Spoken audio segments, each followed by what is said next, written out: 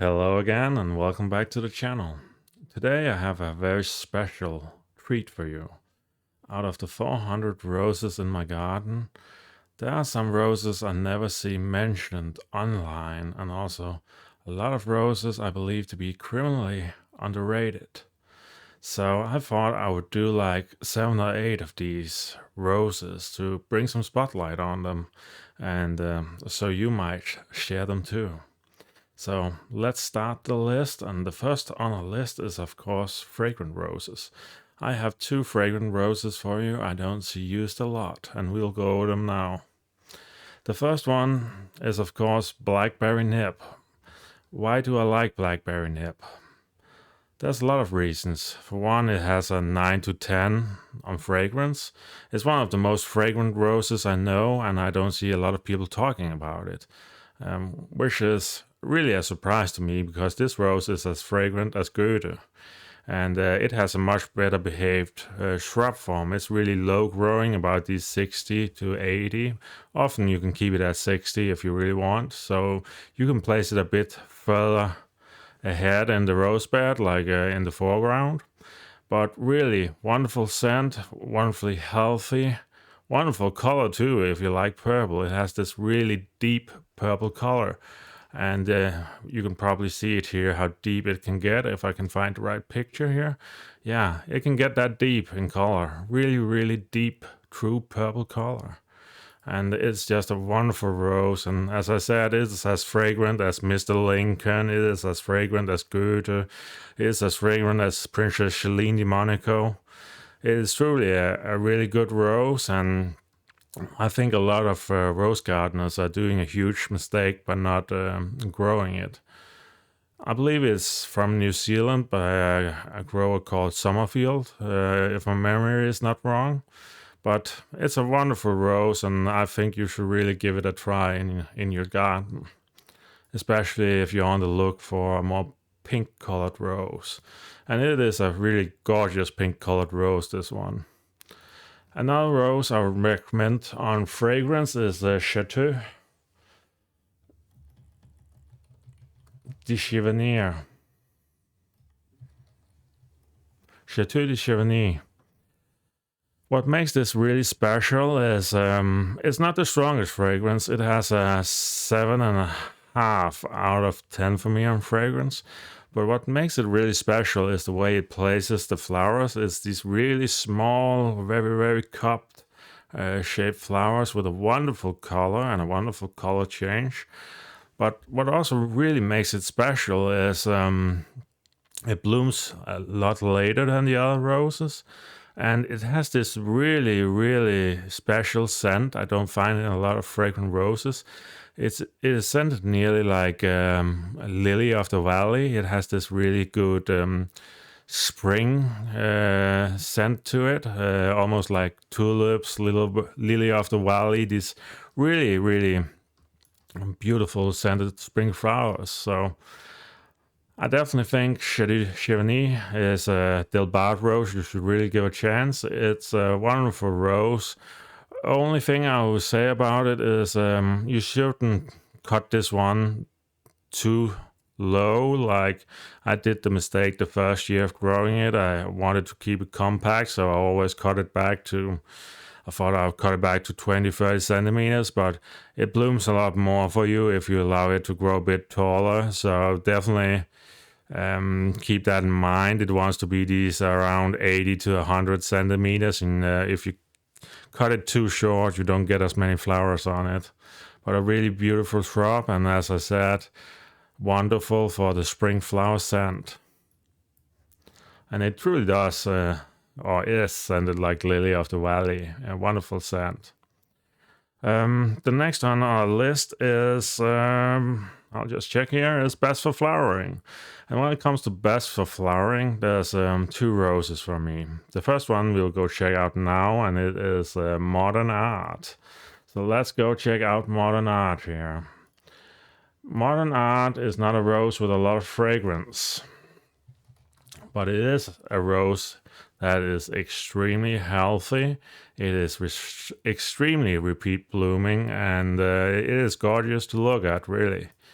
So you can see it here, how it looks. These really um, cupped flower. It is almost like an old rose, but it has a bit more color change in the middle. So a really beautiful nostalgic rose. But the reason I put it on this list is because every time I was mowing the lawn last year, I had this one, and I had a Julia Child, and I had a Olivia Rose Austin, and I had a Princess Anne. And I kid you not, modern art both outbloomed them, and it bloomed longer than them. It gave me I think 5 flushes last year, while I think Julia Child gave me 4. So it is an extremely floriferous rose, and I don't see a lot of people talking about modern art either. But it's really a rose if you want to just have repeat bloom and a lot of flowering in your garden. It is a flower machine, really. So don't miss out on modern art if you don't care too much about scent, but just want constant blooms and good health, because it is really top class. And if anybody know Olivia Rose Austin and Princess Anne and Julia Child, you know that these flowers are, they're flowering machines. And the fact that modern art is oftentimes beating all 3 of them is really a testament to how floriferous this rose can be.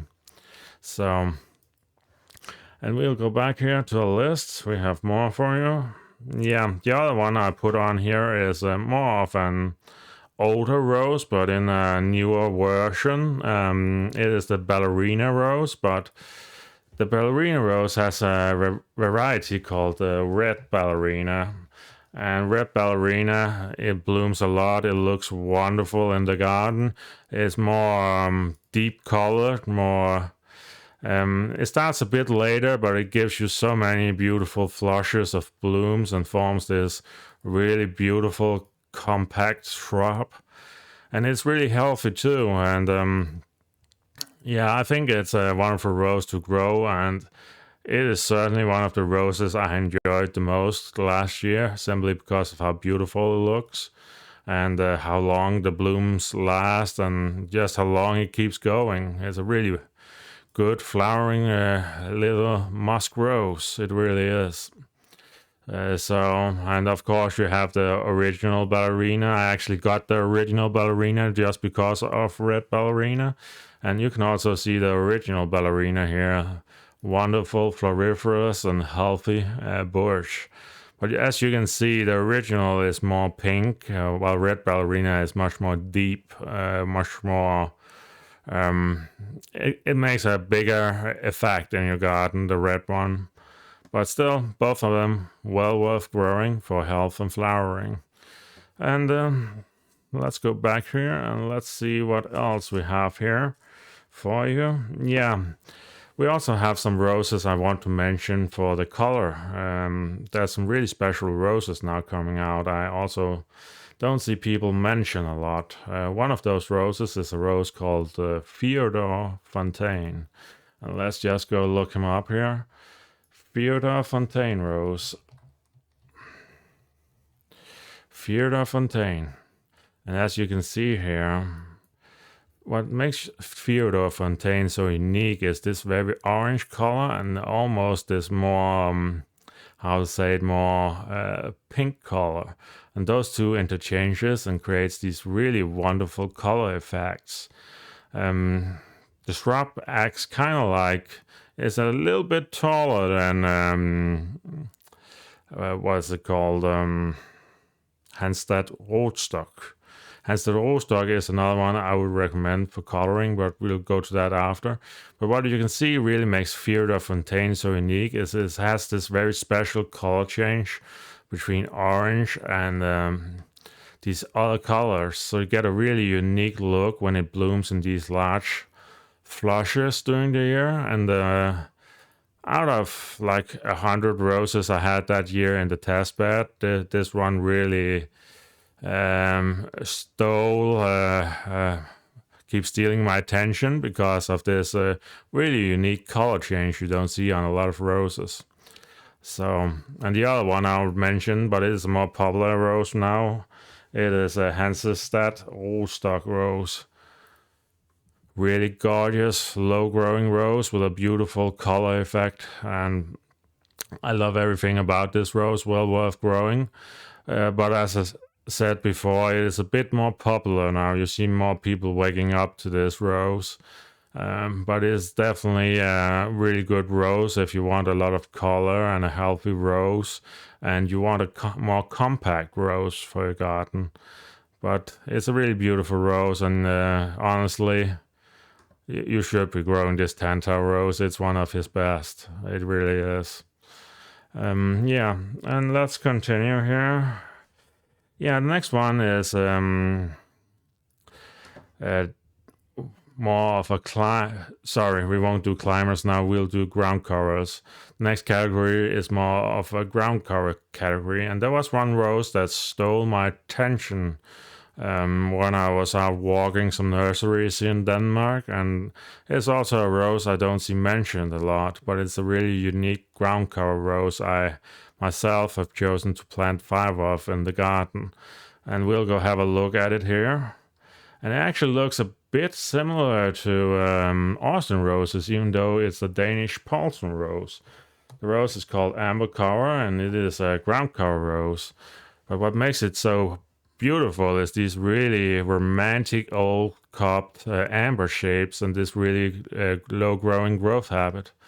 It's a wonderful little rose for you to use as ground covering.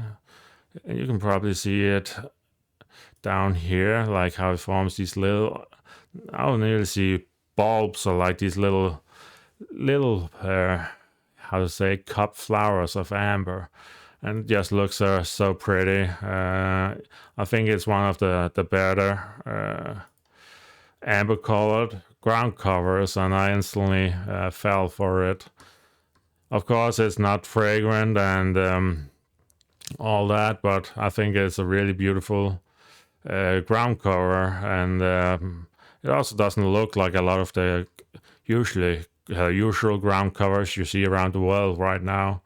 It has a bit of the same effect like a lot of Austin roses. It starts out more amber and then it turns a bit more, how to say it, more cream when the colors fade. So it's a wonderful little rose, really low growing, that you can use for a lot of different things if space is an issue. Sometimes I actually choose to use these kind of roses because I can have perennials next to them and the height difference doesn't grow too large. Like the advantage of these 30 to 40 centimeter roses are that you can place a perennial next to it in the front of the bed and it doesn't look too different. Like you can see here in this picture down here, I'll just get it up here again. You can see that you have lavenders and they're nearly the same height as the rose. And this leads to this wonderful effect you can create all the way in the front of the border. So really good rose, and another one you can look out for. Yeah, and the last one I'll be doing is more of a climber. It is the climber category. Usually I've been praising Gertrude Jekyll to the sky and back again, and it's a really wonderful rose, but it has a bit of a black spot issue. And in recent years I've been testing out a new variety, and that new variety is called Kiss Me Kate. And Kiss Me Kate has actually turned into quite a really good rose for me, and in some ways it's much more healthy than Gertrude Jekyll. And I think the scent on this is nearly as good as Gertrude Jekyll. I can't decide. Sometimes this is an 8 and other times it's an 8.5. But considering how healthy it is compared to Gertrude Jekyll and how it avoids more of the black spot issues, I'm more inclined to start recommending this to people, even though it's more of a different color. It's more this pinkish color, where Gertrude Jekyll is a bit more lavender, or not really lavender, but it's more like this old school color, more like Comme de Chambord colored. So it is a really good rose, and I don't think a lot of people have started to notice it yet, even though it is one of the more talked about of the new assortment. But it's definitely a good rose for you to try out if you're in the market for a climbing rose. But yeah, let's go back here. And so, what are the most important takeaways from this? I would say if you just had to try one of these roses and you didn't mind the color purple, I would say try Blackberry Nib. It has a wonderful fragrance. And if you want to try something completely different, you also have Chateau de Genève. It's a wonderful, really spring fragrant rose, like I said, Lily of the Valley. Wonderful, wonderful roses, really unique, and they'll do you well, both of them. And as I said before, if you just care about blooms, modern art, extremely good. But if you just had to try one rose, again, try Blackberry Nib. It's a wonderful rose, especially if you're already growing something like Goethe and a lot of these other purple roses. And I don't see a lot of people talk about Blackberry Nib compared to how good a rose it really is. So yeah, that was it for today, and stay tuned for more videos on the channel.